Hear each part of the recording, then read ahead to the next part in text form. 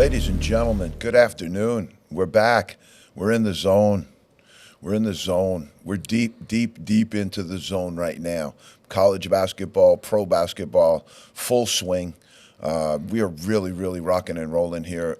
So easy to prepare for the show right now. Back in the day when we first started out, we were trying to dig up little tidbits of this and tidbits of that and go this way and go that way. But Not anymore. This is our first year of going full throttle right through the season, and so we're going to jump off with our NBA Feed 'em Fish section. We love this section. We'll go quickly through it today. We've got so much to cover, so much going on out there in the basketball world. Pete, it's dizzying. It's absolutely dizzying. So welcome back, everybody. We're excited to have you all back. We appreciate all of you. And the college basketball season is in full swing, ready to enter into the playoff season. And NBA basketball is just coming out of the All-Star break and going to really, really go fast here as we head into the remainder of the season. So just a little bit unsavory stuff to start off with. 5 players were suspended for the Miami Heat and Pelicans brawl that they had. Jimmy Butler and another player got involved into it. A couple of other players skirmished in. And so we have another act, just a little bit of too much of this aggression that's coming out. We're seeing it in all aspects of the game. We showed that film last week from Mississippi Valley State, one of those games, Incarnate Word. Yep. It's just too much right now. It's really, really too much. They're going to have to do something about it. Right on top of that, we talked about the court storming, almost an act of violence on Kyle Filipowski, gets completely run over. I got that video if we want to see it later put on. into a really, really difficult situation. Yeah, we'll certainly pull that video out later. But again, put into a difficult situation. Kyle Filipowski on our draft board is going to be top 10. If you're a top 10 NBA draft pick, that means you're worth millions of dollars. We have to have this stopped, and there has to be a way around it, okay? I don't mind the storming, but we got to get those players out of there. If you cancel the handshake and get your players out of there, I think you alleviate some of that. Well, I was looking at the film. There'll be some way to rope it off and get them into a tunnel situation or into a situation where they can achieve safety quickly. The Filipowski thing, they weren't even into the handshake. They stormed it as soon as the game went 0. No shot to get the handshake. He was standing at half court. Yeah. As soon as the buzzer went. Yep. Yeah, there wouldn't have been much of a chance there, and there was contact there. But thankfully, he wasn't seriously injured. There was contact on Caitlin Clark. So now you have contact on 2 of the game's profile players, on either side. And I think it's time to step in. There's time, to do things emergency-wise, and then there's a time to look at things in the future. I think this has now become an emergency situation and requires a little bit of that. Right now, good news for the Boston fans. The Celtics are the number 1 team on our Power 15. Again, running number of weeks right now going up there. But they're also the hottest team in the NBA right now, winners of 9 straight basketball games. This is how you know you have a good team, because in the media, they were talking, of course, to the Celtics. They have a 9-game win streak. Everybody's happy. The media jumps in. They're happy to write good stories. There's a lot of good stuff going around. And the Celtics are talking about taking it to the next level. What do they have to do to keep hungry? What do they have to do to keep going? That's when you know you have a good team. A team that's coming on a 9-game win streak that's asking themselves, what do we need to do to get better? That's when you know you have a good dynamic, you have a good vibration to your team, and it's easier to win for sure when that happens. So now we also have another injury report. Trae Young is going to be out about 4 weeks with a finger injury. That's going to impact the Hawks pretty much. They're fighting to get into the playoffs right now. And that's not going to help. That's not going to help. Steve Kerr, the Golden State Warriors coach, took a 2-year extension. Pete, I think head is going to spin. You might want to get that cash register ready. Oh, no. $17.5 million per year, and it was a 2-year extension. $35 million to coach the Golden State Warriors. Right now, they're going to make the playoffs. But they're right on that line. They're right on that Mason-Dixon line. Okay, so we're going to hop right into our college fish. A lot more going on that side for sure. We got some crazy stuff going on over there as well. We're going to lead off with the athletic director at Massachusetts, great guy, Bamford. And we're going to nickname him Bam Bam Bamford right now because he is taking his UMass athletics program out of the Atlantic 10 and moving them to the MAC, which is the Mid-America Conference. And it's certainly a situation where they're trying to do as much as they can to help football. They're doing as much as they can to create football into an entity that can survive, be profitable, and have some gain to it. But right now, UMass, UConn, a lot of those schools in this New England area have really struggled with that identity and this move. As a 50-year charter member of the Atlantic 10. When I say charter member, that means they were there at the very, very beginning. So I think this has impact to the league. Now the league will be forced maybe, to go out and look for other team, to replace UMass. But I thought that was impactful. That's a huge story. Yeah, they were in the Atlantic 10 when I was at St. Bonaventure. And I just don't know, at some point, you talk about these moves to these power conferences, and this is anything but that. This is not a power conference move for UMass. This is lateral at best. But what you might have just done is put a really, really bad nail in your basketball team, because they had 7,000 people at the St. Bonaventure game the other night. Yeah. It was the best crowd they had in a really, really long time. That was the best crowd I had seen there in 10 years. They had an NIT game, home game, in the Travis Ford era that drew less than 2,000 fans. So to have a home game, senior night, it was a big game, big day, but to draw 7,000 and now say, okay, we're going to be playing Toledo and Akron and schools out there that nobody has any identity with, I don't know. I think you really put a nail into your basketball team there. It's going to be difficult. If I was Frank Martin, I wouldn't be too happy. Wouldn't be too happy at all. All right, so we are now approaching network blackout, Pete. We have the Young and Winless is now being taken off the air. Thankfully. Finally? Thankfully. Oh, man. And this is I was almost with this team and with Detroit Mercy on every single game. I was with these guys, riding with them, saying, come on, fellas, let's get one. Let's get over the top. And my faith has been restored. My faith has been restored. The Young and Winless will no longer be on the air for the 24 season. And we're thankful about that. 57-51 over Prairie View A&M. You can always count on Prairie View A&M to come in and help things. I want to say to Coach George Ivory, utmost respect, Coach, to go through that season. I've been coaching a long time. To go through a season like that with your young men, it's very, very difficult. I applaud you for holding them together, getting this huge victory for your program right now. And you're one of the hottest teams in America right now, Coach. Go get them. But the Mississippi Valley State University Delta Devils are no longer winless, folks, and I'm excited to report that to you. We've been following this. I don't know that anybody else has been following this. Think about what it would be like to be 0-26. That's why I followed it, because I thought that was interesting. We're going to talk about bids a little bit later, and we're going to do our NCAA bids a little bit later and give you an idea of what's coming up, what's forecasted, and a little bit of insight as to how this whole thing breaks down. You're going to be talking about Katz and Lunardi and all these different folks out there right now. I was interested to see that when I did mine, I did it on the blind. And then I went back and I saw something that Lunardi did, and we were actually pretty similar. He's got some different things going on there that I don't have, and I got some different things going on that he don't have. So it's interesting. We'll look at it, and we'll talk about that a little bit later in the show. Zach Edey, congratulations. He hangs another record. That young man has more records than the Rolling Stones. And right now, he joins in rarefied air as being the 11th time Player of the Week in Big Ten this year. That breaks a record, and that's just amazing. This young man has been a real treat for college basketball. We have him, I'm going to tell you right now, I haven't put all the draft stuff together. I haven't started working on it yet because it's a little difficult, a little early to see who's eligible, who's coming out, who's doing this, who's doing that.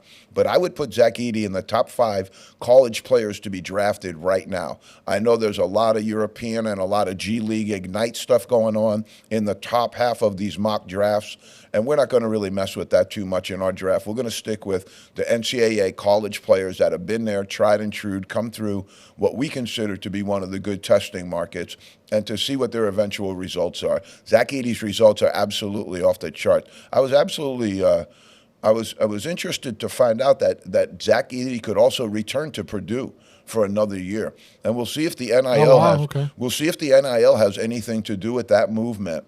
I don't think it will happen. I think he's ready for the pros myself personally, but we're going to talk about AQ. A little bit of language here. We're going to give you a little bit of a grid to work off of. AQ is an automatic qualifier, and at large, AL is an at large. And an at large is something that is a selection by the NCAA selection committee. So what an AQ is your conference tournament champion. Whoever goes all the way to the end, that's what makes the conference championships, especially in the MAC and some of the other conferences that are lower level, that are absolutely playing for that last moment, that last chance to play, to get into the tournament and to go and get that special moment to get the bid. That's what everybody down on that lower level is playing for. That's the excitement of everything as well. So I would caution the NCAA to be careful because they're talking about some movement here, expansion and some other different things. I'd caution them to move a little differently than the way they're moving right now. Tread lightly is what you're saying on Tread that one? lightly, and also to remember, dance with the girl that brought you to the dance. Dance with the girl that brought you to the dance. We'll expand on that and expound on that maybe at a later time. But at large, you have 36 selections, and we're going to talk about how some of those are already broken down, gone, and some of these conferences, the power conferences, have gobbled those up through weapons of math destruction. So we're going to also talk about your AQs. That's 32 out of your 68 teams. That's going to be great fun, though. We're going to have great fun with that. Okay, Pete, we're ready to jump into our NBA Power 15. Here we go. We got the grid. We got the lineup.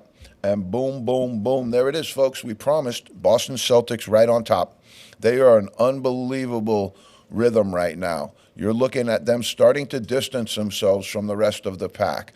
A little bit earlier in the season, you had the Minnesota Timberwolves were bumped up on them, and some other teams were a little closer. Milwaukee Bucks to 76ers, a little bit closer.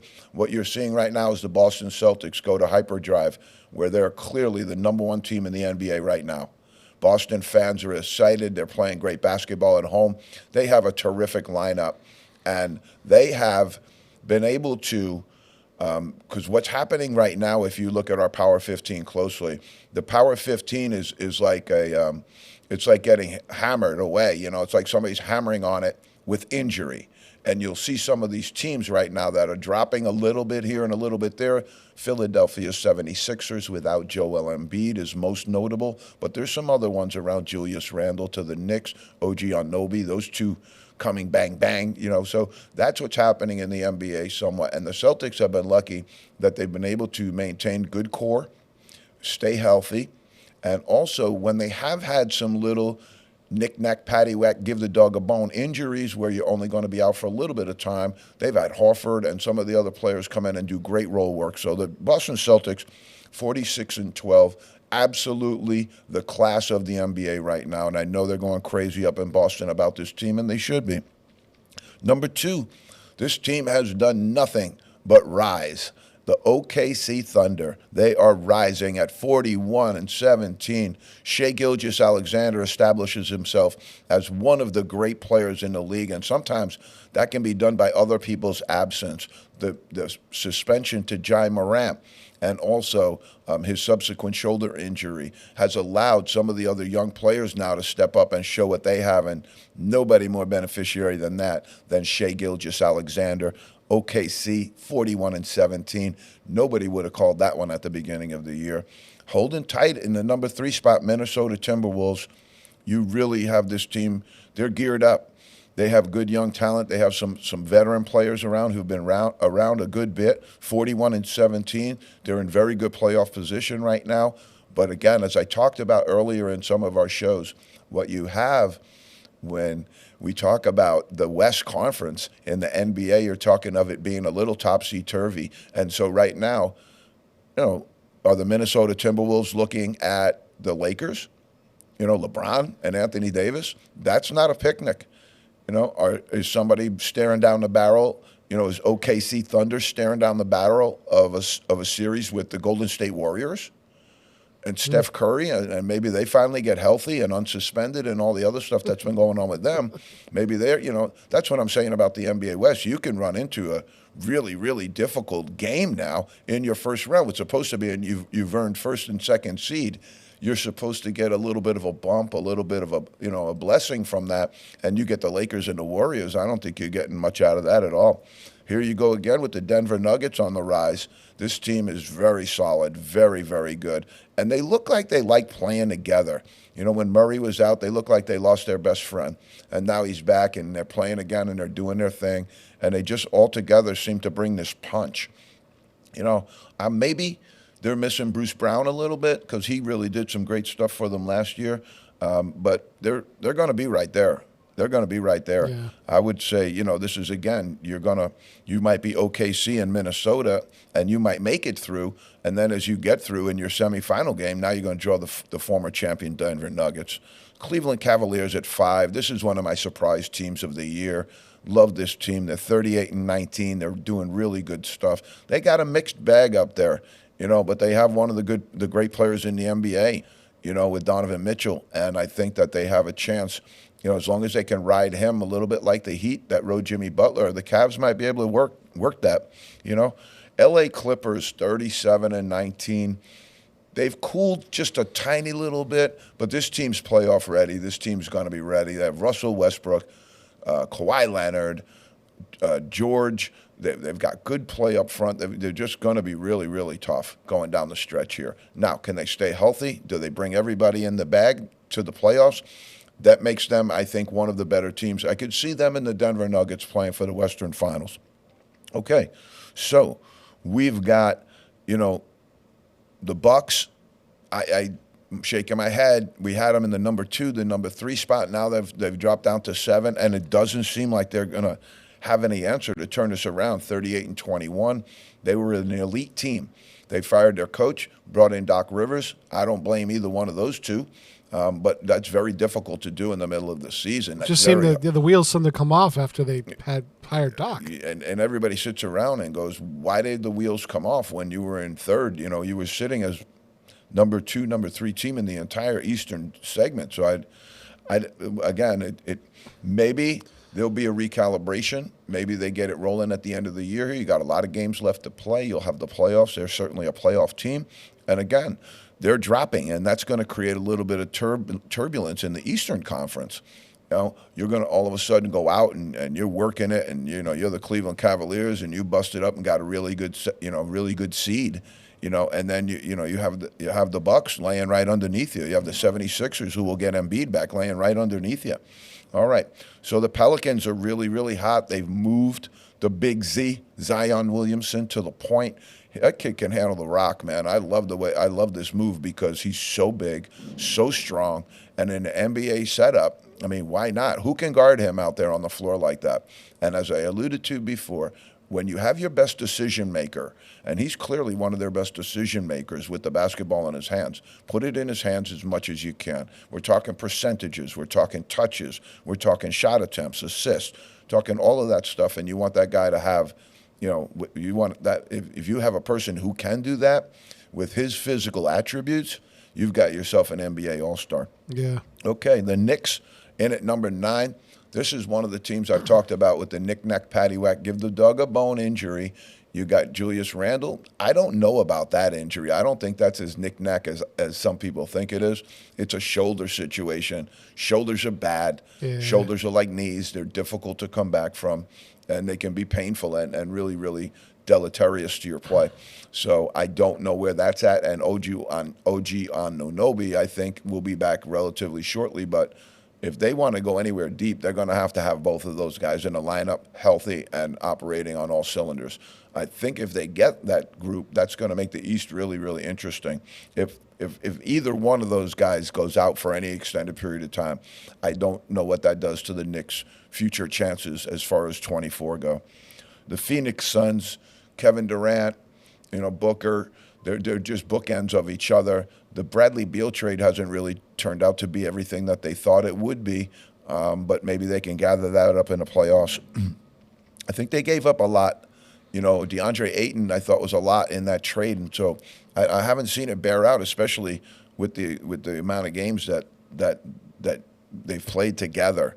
It hasn't really borne out to be a reward system right there. Sacramento Kings, 33 and 24. I think if you started the year, said to anybody in Sacramento, would you take 33 and 24? I think they would have lined up for that and taken it every day. I think they're having some difficulty right now. They're also having some injuries, but sometimes a team can get going, fly high for a while, really, really overachieve a little bit, and then all the water finds its level. I think Sacramento might be finding its water level right now. Miami Heat, 33 and 25. They're playing good basketball right now. Spoelstra's got them pointed in the right direction. Little bit of a fisticuff the other night in the game. At least it means they're invested and they're passionate about what they're doing. Sure. He's a good playoff coach. So again, you might, in your NBA world, you might have finished first or second in the Eastern Conference, and then all of a sudden you got to face Eric Spoelstra, Jimmy Butler, and the Miami Heat.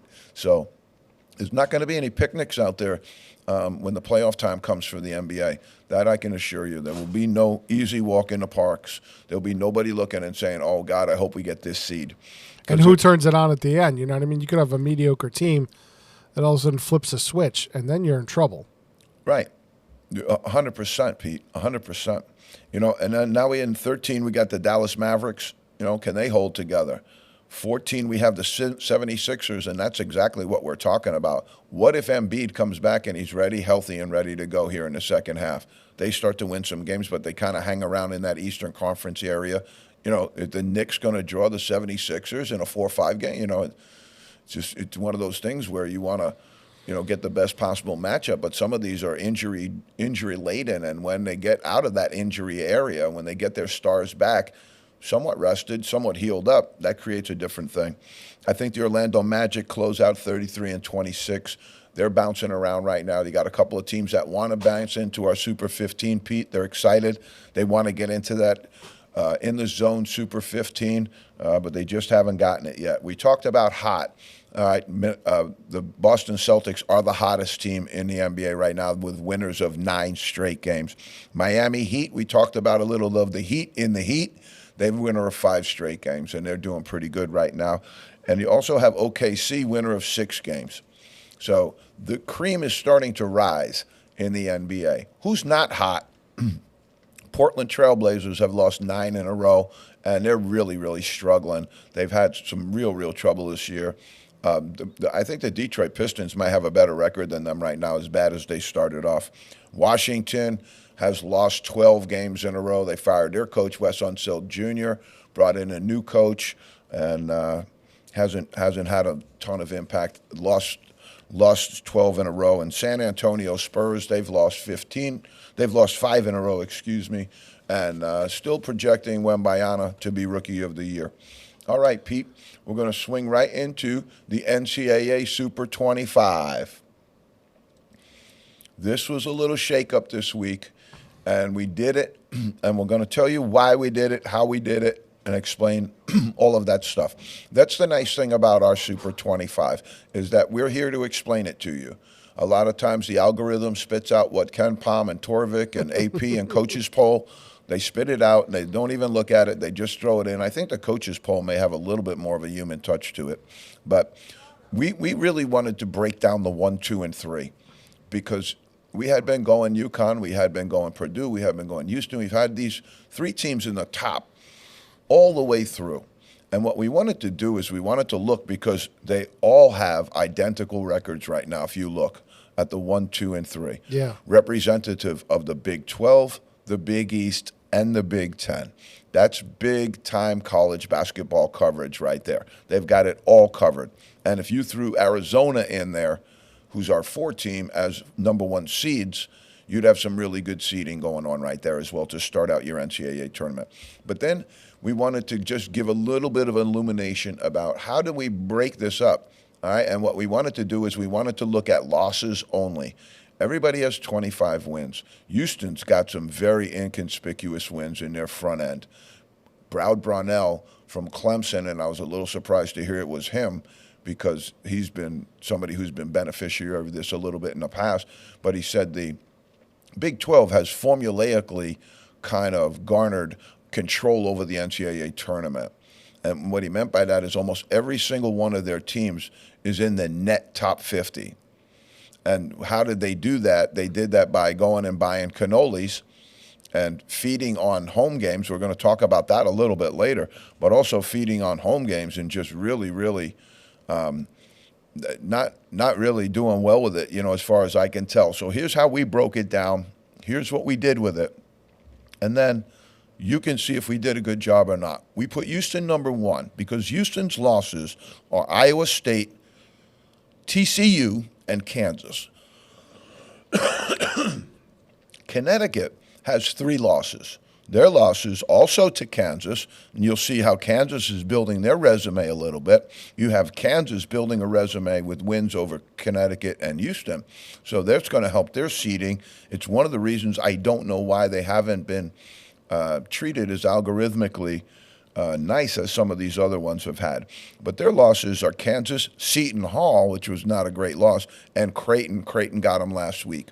And again, those are some good teams that you're losing to. But when you look at the 3 that Houston lost to, that's better than the 3 than UConn lost to. That's why I put UConn number 2. Yeah. Then you look at Purdue's 3 losses. Northwestern, that's not a great loss. Nebraska, Ohio State, the day after they fired their coach. So I looked at that and I put that. That's how I figured they're third. There's only those 3 right now that you could really consider, because as you look through it, Pete, and we get into this, right at Arizona, you're going to go from 3 losses right up. Nobody in between has 4, 5, anybody like that. We drop right down to 6. Yeah. And we put Arizona in there at 6 out of the Pac-12, and they have a chance, I think, to be a number 1 seed.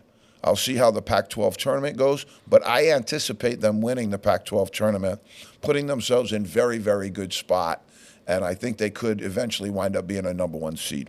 We have the Duke Blue Devils in at number 6. We got Auburn in at number 5.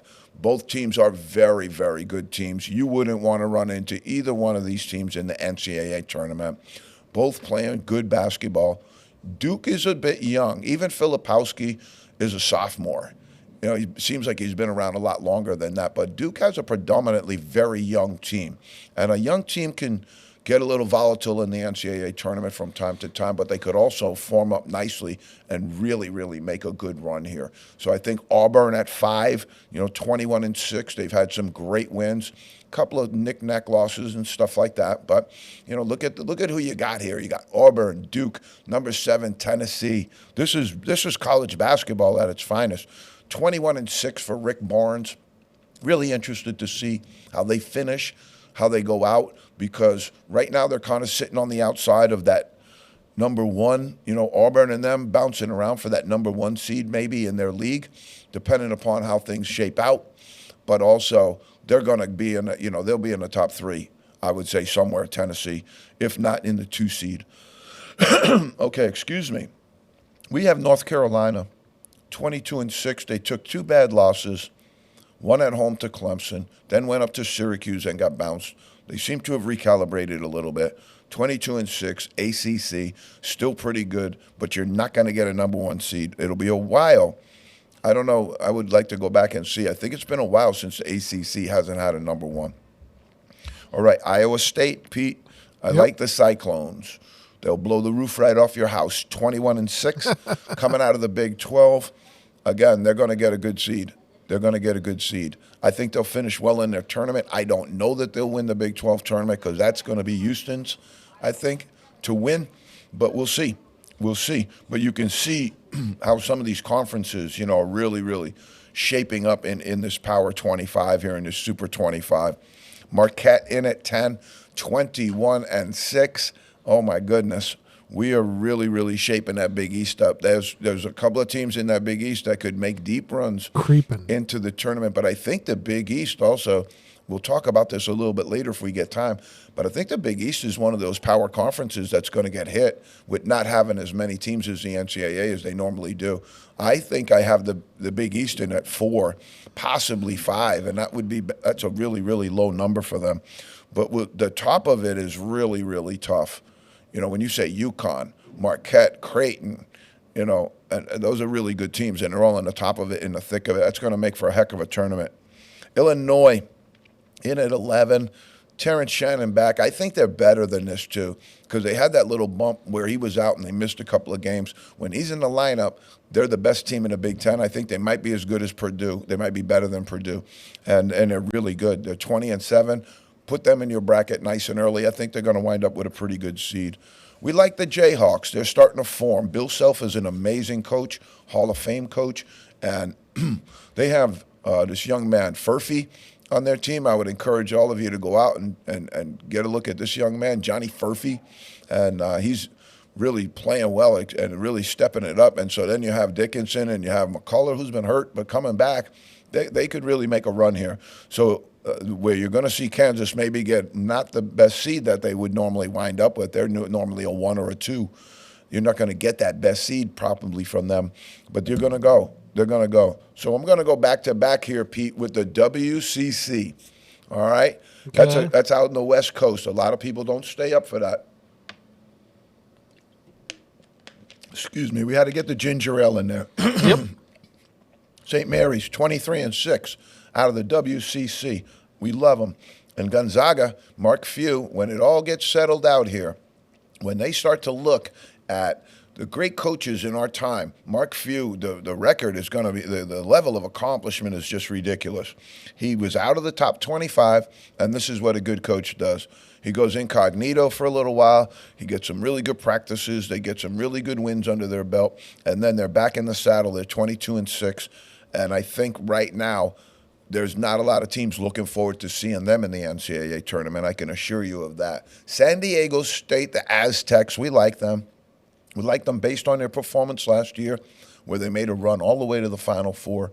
They've got a really good team. If you look back historically over 10 years, I think you would see the Aztecs be in the top 10 of all college basketball teams over the last 10 years, I'd say, out of the West Coast. And it's unusual because it's usually UCLA and USC, you would say, out of there.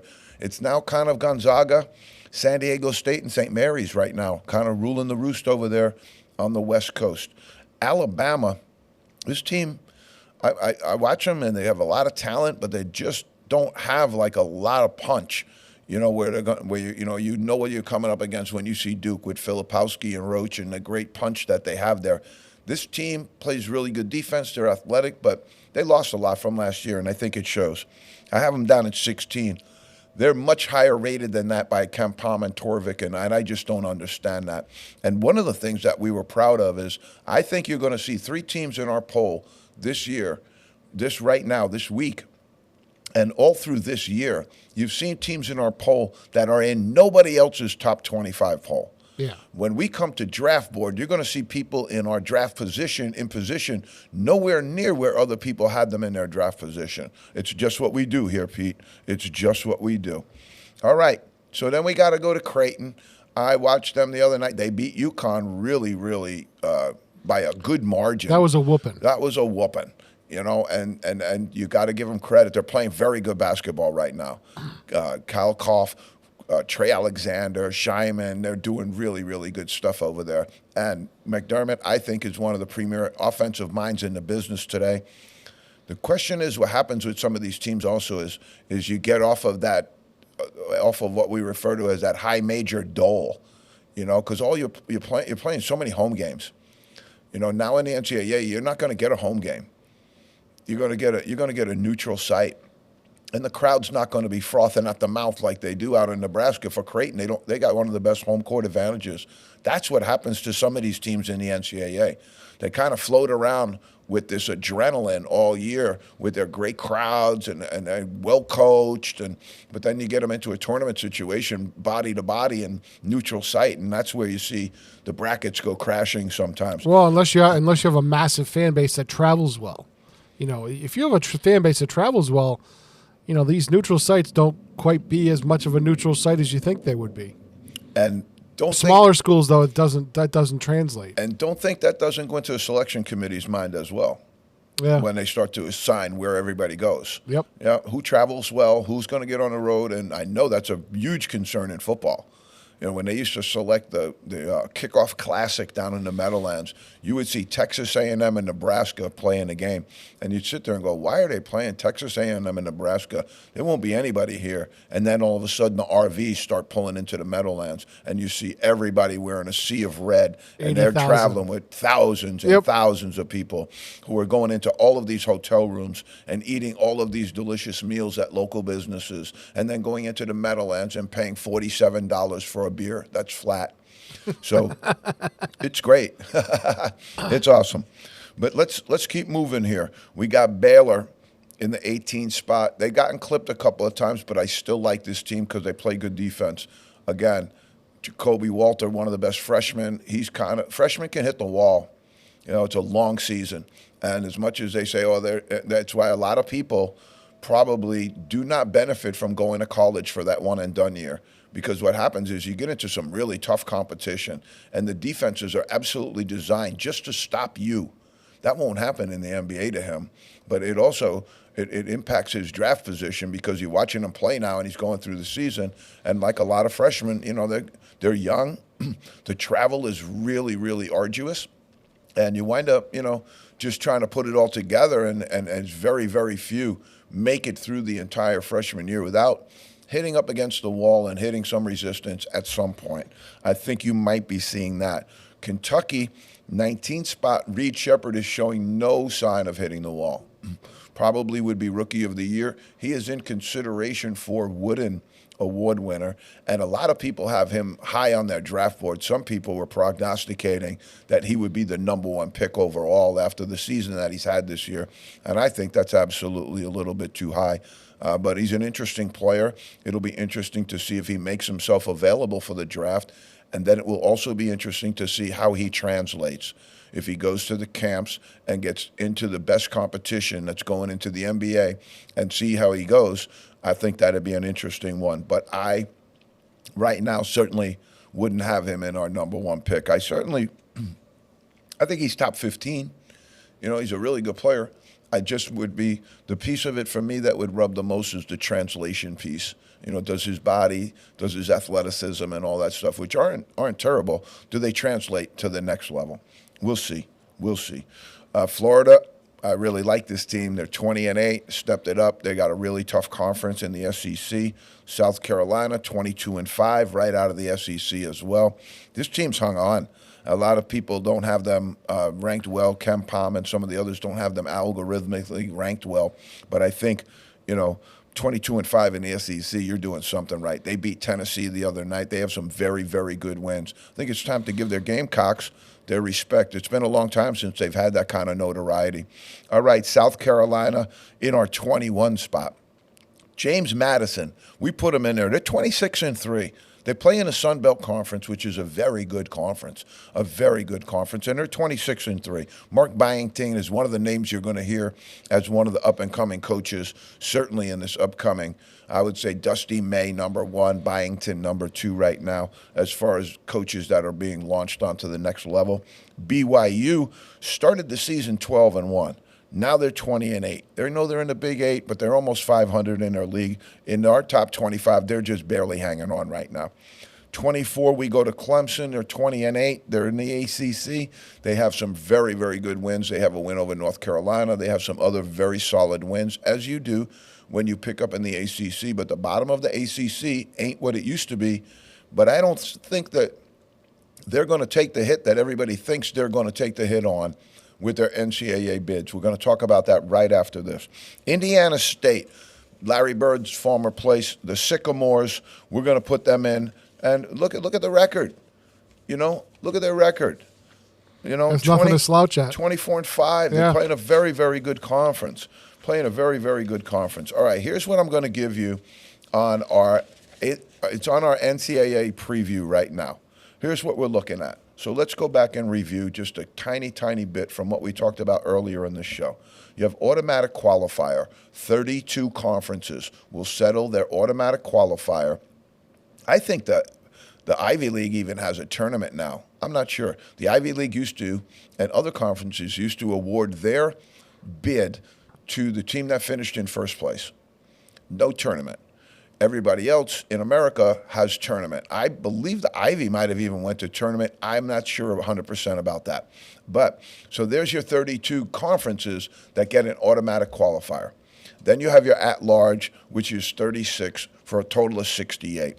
Here where's we're going to take you down and kind of explain what we see, but also how it all works when you're on a selection committee, because you're going to have your 32, that 32 you put aside.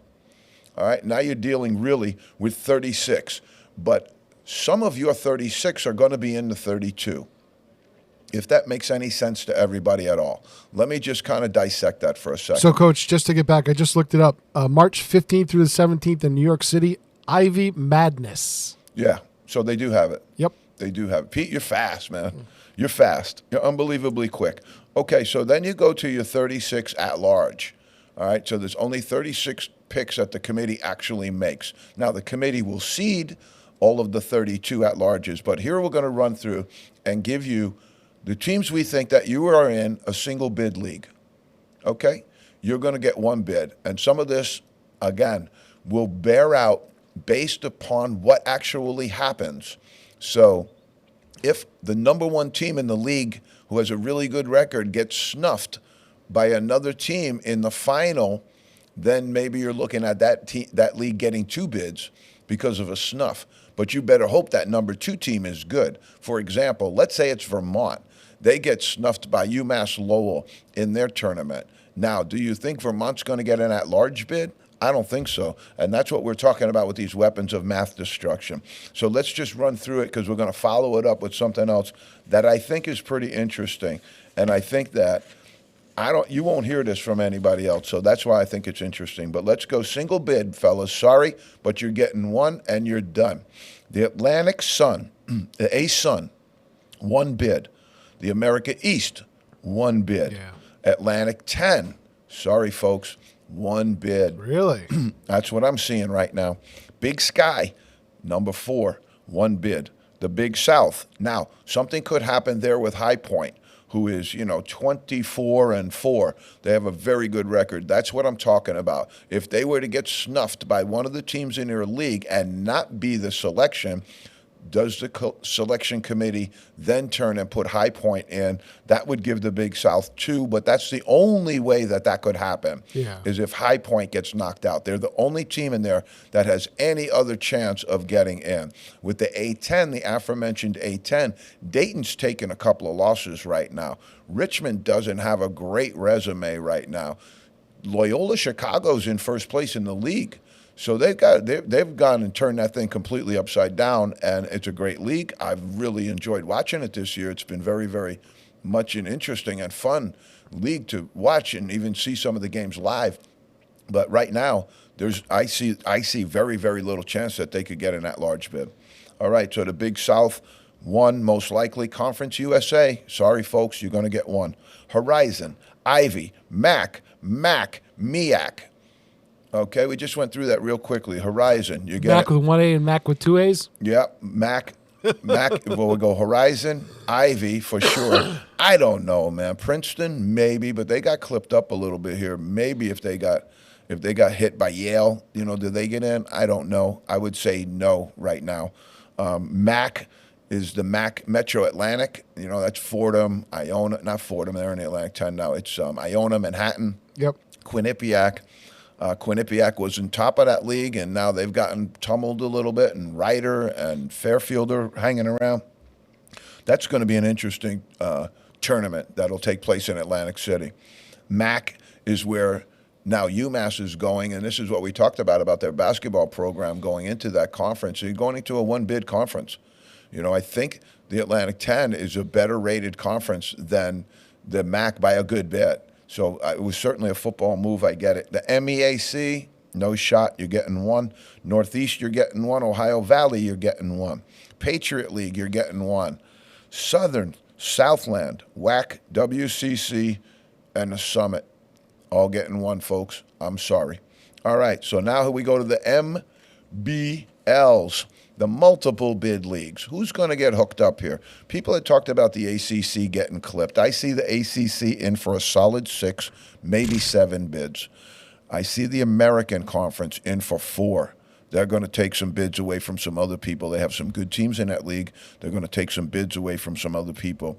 The Big 12, it's now, again, mathematically, it's going to be very difficult for the NCAA tournament to keep any of their teams out of the NCAA tournament, although some of them have losing league records, so they might be able to do some of that. But I have them penciled in for 8. And again, I have them moving up. I have a little bit of a spectrum when we're talking about this. I see 8, and it could be 9. Wow. The Big East is in for 5. I could see that being 4. I could see it being 4 if things don't go well in New York. The Big 10, 5. It's going to be low for them. Another year of being low. I see them getting 5, and it's not the 5 that you normally expect out of there. Indiana, Michigan are not getting in. Ohio State's not getting in. So I think that team is that tournament is going to be really interesting, but it's also a league that's been turned upside down completely in basketball. The Big West, possibly 2. We'll get 2 out there maybe, I think. I can't see more than that. Coastal is going to get 2. Missouri Valley is going to get 3. The Mountain West, this is going to shake the whole tournament up, is the Mountain West. They're going to get 5 teams in. They're going to get 4 or 5 teams in.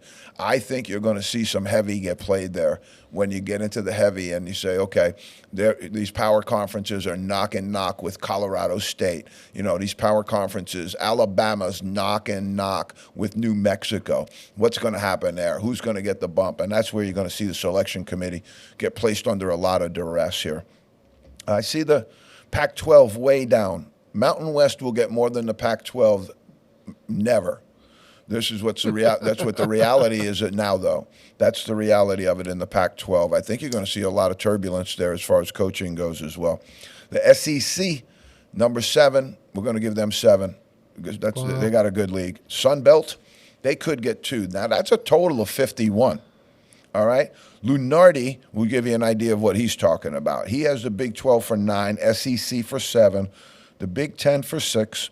He has Mountain West in at 6, Big East 5, ACC 5, pretty similar to ours. He has the A10 in for 2. I don't see how he gets that. The Pac-12 he has in for 2, and we had them in for 4, so I don't know how he gets that either. But we were fairly similar there. Here's what I wanted to talk about. When they go into this thing and they start talking about strength of schedule, all right?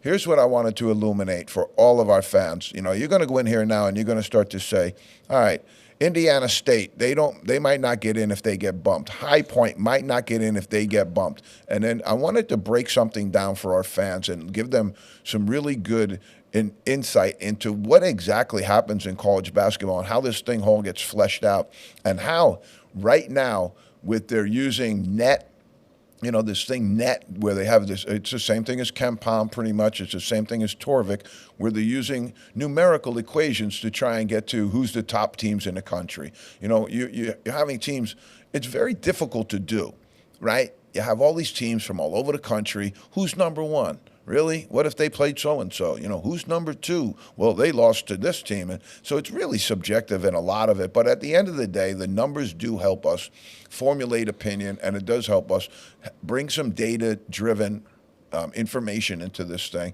so that we can make sense of it all. And I think that helps, but I think also you have to have a little bit of a human touch here. Here's what I wanted to talk about, and this is what I think the NCAA needs to take into consideration. When you come into a bump and grind NCAA selection committee situation, what does that mean, bump and grind? You got Alabama. They got, Michigan State has 11 losses, right? You got Alabama with 8. By the time they get there, they could have 10 losses, okay? And you're going to have Indiana State with 5 losses. You're going to have Princeton with 4 losses. You're going to have James Madison with 27, 28 wins. Those are the bump and grind situations. Okay, here's what I wanted to offer to the NCAA selection committee. I know they have this data, but when you look at it in this kind of stark fashion, I think it becomes a little bit interesting. All right, this is what we call home cooking. All right, it's a home cooking segment. VCU of the Atlantic 10 has played 17 home games and played 7 away games to date. Wow. 17 and 7. That's Cannoli City right there. Yeah, Friends exactly. of ours, we're not mentioning them, 16-8. University of Pittsburgh, 16-9. 16 home games, 9 away, and you can be sure the 9 that they picked up were all in the ACC. They were all league arrangements that they had to play. But that's basically playing no games on the road outside of your league arrangements. That's terrible. Syracuse, they talk about them as a bubble team. I think maybe they can get in. I don't know. They have 18-19. Let's see what happens to them as they close. They have a few games left, each of these teams, so closure is going to be really, really important. But they're 15-9. It's not terrible. There's worse out there, but 15-9 home games. These are the best teams in the country. And everybody they're playing is less than them for the majority of their season, for a good part of their season. Part of your league is below you, and then everybody you played non-conference is below you. So I don't know how you have a strength of schedule that's anywhere resembling, a high point. I just don't get it. NC State. How does that put you that high up in the rankings? Right. NC State, they'll talk about them. They'll be one of the teams that the ACC is pushing. Oh, they have quad won this and they got quad won that. They got 16-8. They've been on the road 8 times the entire year. Of course you're successful. Of course you're doing well. Now, is that really NCAA selection ready? I don't know. That's why I'm doing this now, because this is when we put our stuff together. We won't be Power 5, hobnobbing. We won't be hobnobbing with the Power 5 like some of those guys do. I can assure you that. We have no attachments. Iowa State. We like Iowa State. The Cyclones, 16-8. 16-8. You can be sure that every one of those 8 was in the Big 12. You can be rest assured every single one of them was a league game. Yep. Oklahoma, where the wind comes sweeping down the plain, but the road games do not. 16-7. They have played on the road 7 times the entire year. That's 23 games. And you were on for 7. It's nice if you can get it, man. Nice if you can get it. Providence, 16-9. Taking the Sunday collection basket and paying guarantee monies. Nebraska, here, you're going to love this, Pete. 18 home games. Yep. 9 away. I mean, what's their record? 20 pretty and good. 20 and 6. Pretty good. Yeah, they have a good record. And in the league, they haven't been terrible. But, all you got to do is hang around the Mendoza line in your league, and you've got 20 wins. Sure, yeah. Providence, 16-9. Nebraska, 18-9. Michigan State, 17-8. This team has no business being any conversation about the NCAA tournament. I'm going to say it now. I love Tom Izzo. 700 wins for coach this year. The guy's an icon. The guy's a Hall of Famer. But when you call it straight, you want to be fair. You want to let these young men have equity and fairness. That's what we're talking about. Kentucky, 16-8. 16-8. They're doubling down. They have 8 more games at home than they would on the road in a 25, 30-game cohort, in a 30-game segment. You have 16 of them at home. And then, you say, Rich, I add 16-8 and it comes to 24, but they've played this many games. Yeah, they struggled in the Baha Mar for 3 or 4 games. They went to Hawaii and played in Hawaii for 4 games. This is why those are neutral site games. Those are nobody's home arena. You're playing on a neutral site in the Bahamas, 80-degree weather, and you're swimming in the ocean in the morning. So I don't think that's that difficult. St. Mary's, we included them in our top 25, 17-8. 17-8. Now, let's get to some road warriors. This is what it's like on the other side. Okay, our Stonehill group just joined Division I and moving on up, as they say. We're going 11-18. 11 home games, 18 on the road. They're on the wrong side of the cannoli equation. They're on the wrong side of the cannoli equation. What that does say, though, is that they were probably devouring some of that cannoli money. Yeah. They were the ones selling the cannolis. They are the cannoli. Loyola. Sorry, Stonehill fans. Loyola. They should sell a T-shirt. 11-17 for Loyola of Maryland. Patriot League, 11-17. You have a very, very difficult a very, very difficult time when you're in the Patriot League or the Ivy League or the MAC at winning any non-conference games. Everybody that you play is above you. Yeah. You got to kind of play each other, and they do. But still, I mean, you're looking at a really, really difficult setup for some of these teams. Texas Southern, 8-16. My goodness. Now, the Big 12 has no team with 10 away games. Seriously? They have no team with 10 away games. The Big 12. This is what Brownell was talking about. I've been talking about. We've been talking about. They have 2 teams that have played 9. The ACC has no team with more than 10. And the Big 10, no team more than 10. Absolutely unbelievable. Those other arenas must not be wired for ESPN. You would think. But I'll tell you, it's interesting. It's interesting the way that this whole thing gets carved out. And when it goes, that's why we're doing this now, though. So when people go and they go Selection Sunday and they go, how did they do that? You know, how did they come up with that? You're going to know. We told you right here in the zone. They got muscled. They got absolutely muscled by the Power Five. That's what happened. Yep. Okay, we've been talking about hot seat for coaches on the flip side. We decided to take it on a positive note on this side. We're calling this hot seat for coaches who are ready to spring, coaches who are ready to move up. All right, we love Matt Langle out at Colgate. I was at Colgate. I know what type of job it is. It's a very difficult job, although it's a much different job than the one that Jackie Bruin, my mentor, had. But I know Coach Langle, and at Colgate done very well. And I think he's been very intelligent about his professional choices as well, because he's looking for the right situation, the right job. Knows he has a very good situation at Colgate, but also looking for that right job. But what happens with some of these lower level coaches is they don't get any consideration at all for West Virginia. They won't get any consideration at all for Ohio State. Very, very rarely that Mike Krzyzewski jumps from Army to Duke anymore. Very, very rarely that happens anymore.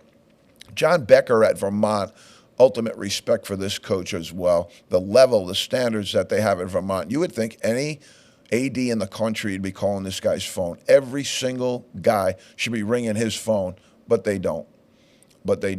So does John Becker stay at Vermont for the rest of his life and make very good compensation, have a great home arena, have a team that plays really hard and gets after it for him? Or does he start to look at some of these other mid-major programs that have had a really, really difficult time? Because that's where it seems a lot of these coaches run into trouble.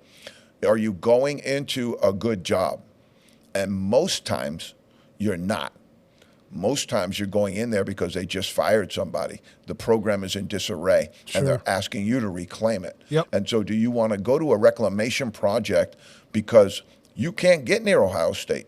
You can't get near Michigan. As much as these young men have accomplished, these coaches have accomplished, you would think that some AD might say, let me just take a chance at Langle. He's an Ivy League graduate. He's done amazing work at Colgate. They beat Syracuse 2 years in a row. I think that, that's part of what's wrong with college basketball. Yep. All right. Pat Duquette at UMass Lowell, really like this coach. That's a tough job. And you look at any of the jobs that they've taken where they used to be Division II and they've taken them up to Division I. That's an arduous and very difficult path. I think UMass Lowell, probably being a state school, having a little bit better resource at times, although I'm sure Coach Duquette would like to have a new gymnasium and some other stuff, because up there it's not Division I resource-wise, for sure. I think that's what makes me think he's done a great job. Yeah. Also, Williams graduate, very intelligent approach to what he's done with the program. He was patient. He took his time. He built it the right way. And I like Coach Duquette a lot. I'm going to throw a name out here for you. And this guy has done stuff, nothing short of amazing at Merrimack. Joey Gallo. Done nothing short at Merrimack. They're one of those teams that following the Stonehill path right now, following the Lemoyne path. Merrimack was a Division II school for many, many years. They made the jump up to Division I, and as soon as they made the jump to Division I think, and somebody has to fact check me on this, but I think they won the league and couldn't go because they weren't a charter member. They hadn't spent enough time in Division I, and that's how FDU got into the tournament. and beat Purdue. I'm pretty sure if you go back and check that, that's how it went down. But Joey Gallo, I really like this young man. Terrific young coach, good family man, good person. And I think some of the coaches, some of the ADs that are looking for coaches, you want to give Joey Gallo a really good look. All right, Amir Abdul Rahim. I don't know that this young man's going anywhere. He was at Kennesaw State and knocked it out of the park at Kennesaw State.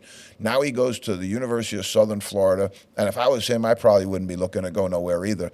But he goes to the University of Southern Florida. They're in first place in their league. He's got them fired up and they're ready to go. And he's got a very, very nice cachet with him. I think some people, especially on that higher level, like if West Virginia wants to have a really good hire, they should be talking to that gentleman. Dusty May at FAU, another gentleman, he's like Langle a little bit, and John Becker, where he's got a great situation. You know, you're in Boca. You're in Florida, baby. You got a great home arena. You got everything going on. Boom, boom, boom. I don't know why he would leave, but they're going to throw a ton of money at him, Pete. They're going to throw a big bag of money at him. James Jones from Yale, great coach. I've had a lot of respect for him over the years. What he's done at Yale has been nothing short of magnificent. Tommy Amaker at Harvard. These people are ready. Amaker was at Seton Hall, so he's had a little bit of a taste of the big time. He could be somebody that he almost wound up in the Duke spot, but then they took care of Shire instead. Dustin Kearns is at Appalachian State. Mark Byington at James Madison. Those are two names you're going to hear a lot about. They've done very, very well with their programs. Chris Mooney at Richmond. I like Chris Mooney. And we're going to go Anthony Grant, Drew Valentine from Dayton and Loyola. Great coaches as well. I'm going to throw my guy Mark Schmidt in there. He's a Bonaventure guy and a great guy. And Pat Kelsey, College of Charleston, done amazing. Coach, that's it. Yeah, we're done. We rock through it. The hour goes by as fast as can be. It's a meteoric hour. We'll see you next week. Tournaments are going to be starting soon, and we're going to have a lot to bring you. NBA is going to be rocking and rolling. And thanks for tuning in, and thanks for being with us. And we'll see you next week in the zone.